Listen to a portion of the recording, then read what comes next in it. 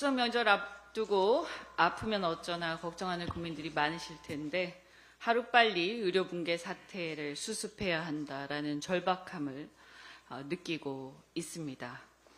그런데 윤석열 정부가 의료 공백 사태에 투입한 국민건강보험 재정이 2조 원에 육박한다고 합니다.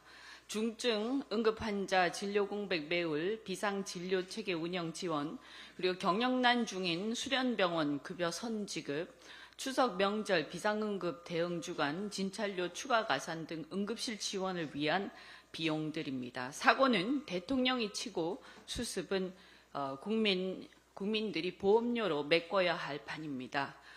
이 돈들이 자그마치 이 2조 원에 육박하는 재정이 의사들의 교육, 그러니까 증원되는 의사들을 위한 교육시설에 쓰이는 것도 아니라는 사실이 매우 충격적입니다.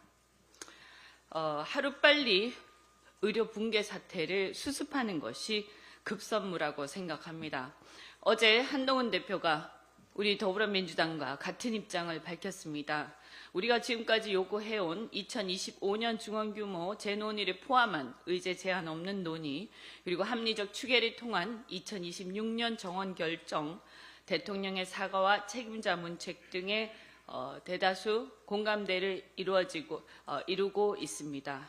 미진할 수는 있지만 의료계도 이 정도면 대화를 시작할 수 있을 거라고 조심스럽게 기대를 해봅니다.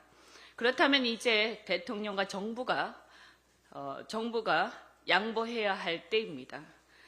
의제를 열어놓고 그동안 의료계에 망언을 퍼붓던 책임자 문책이 최소한 있어야 의료계가 대화 테이블에 앉을 명분이 생길 것 아닙니까? 국민 생명보다 대통령과 정부의 자존심이 중요하다는 것입니까? 의료계가 참여할 수 있도록 대통령과 정부가 물러서야 합니다.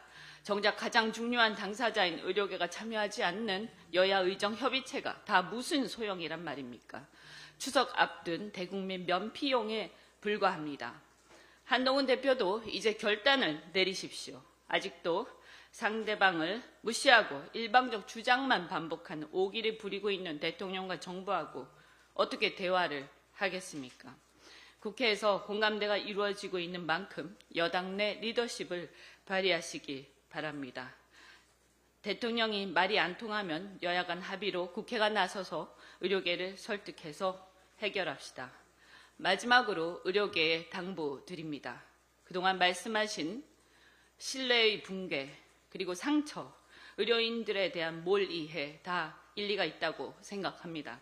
하지만 국민들의 건강이 중요합니다. 시간이 없습니다. 이제는 국회를 믿고 돌아와 주시기 바랍니다.